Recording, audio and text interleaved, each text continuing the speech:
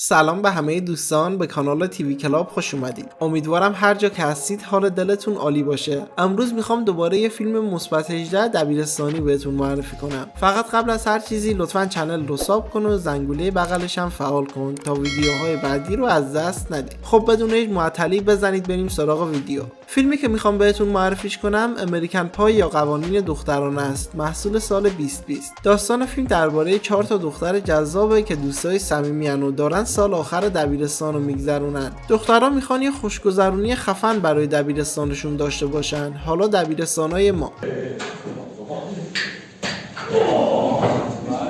برای این کارم این 4 تا دختر یعنی آنی، تایلا، ویشل و استفانی تصمیم میگیرن یه سری قوانین و قواعد رو بین خودشون بذارن. مثلا اینکه با همدیگه رقابت نکنن و فراموش نکنن که رفقای جونی همدیگن و یه سری قوانین سوسچر دیگه. اونا به خاطر این تصمیما رو میگیرن چون همشون با دوست پسراشون کات کردن و کلا با پسرای دیگه هم دچار مشکل شدن و حالا تصمیم میگیرن با قدرت دخترونه‌شون دل هر پسری رو بزنن. شروع میکنن به هر چی که میخوان توی سال آخر مدرسه برسن، اما اینطور نیست. یه مدیر جدید به نام خانم نیشر وارد مدرسه میشه که پسر جذابش یعنی گرانت رو هم با خودش میاره. حالا به صورت تصادفی هر 4 تا دختر قصه ما در قسمت‌های مختلف مدرسه با این پسر آشنا میشن و فکر میکنن که اون یه شاهزاده است، اما باید بگم که نه. گرانت عاشق یه نفرشون میشه که اون یه نفر کسی نیست جز آنی. خب بعدش رقابت بین این 4 تا دختر برای به دست آوردن گرانت شروع میشه و تمام قوانینشون شکسته میشه و دوستیشون تا حد خراب شدن پیش میره. خب رفقای گلم، بیشتر از این داستان فیلم رو اسپویل نمیکنم و بقیه اتفاقهایی که توی مدرسه برای دخترها میفته رو میسپارم به چشمای قشنگ خودتون.